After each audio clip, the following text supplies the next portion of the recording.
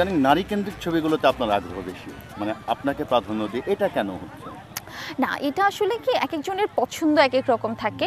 যেমন প্রথম দিকে আমি যখন কাজ শুরু করেছিলাম তখন আসলে যেকোনো স্টোরি ভালো হলেই আমি করতাম।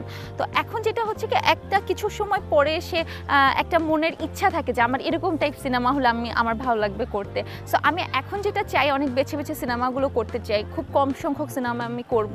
যেমন এটা সিনেমার নাম জান্নাত।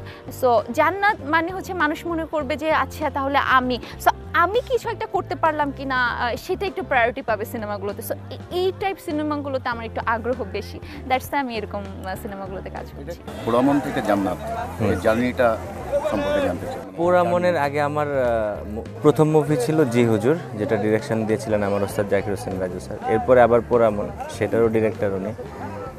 প্রথম ছবিটার অভিজ্ঞতার জন্য দরকার ছিল প্রায় 6টা বছর আমার চলে যায়। ছবি কবে হবে, কখন হবে, কিভাবে হবে, প্রডিউসার ছিল না, কিন্তু আমার ওস্তাদ সবসময় বলতেন যে হবে, যদি এই ছবি বানাই তোকে নিয়েই বানাবো।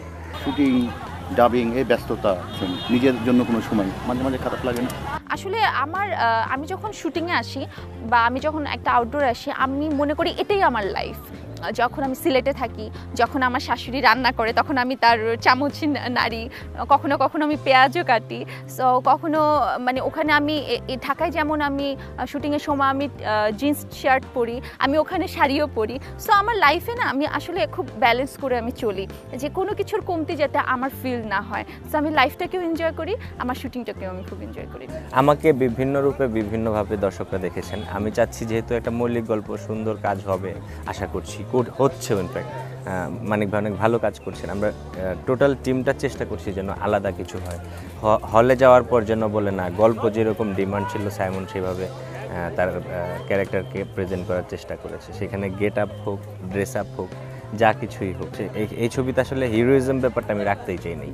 একজন অভিনেতা যা যা করার দরকার আমি সেখানে তার চেষ্টা করছি, জানি না কতটুকু। প্রচুর গান শোনা হয় আমার জানা মতে, তো একটা গান কি গাইবে মাহি আমাদের জন্য? আমি একদমই গান গাইতে পারি না, বাট আমার সবথেকে ফেভারিট গান হচ্ছে আলমগীর স্যারের আগুনের দিন শেষ হবে একদিন। আগুনের দিন শেষ হবে একদিন,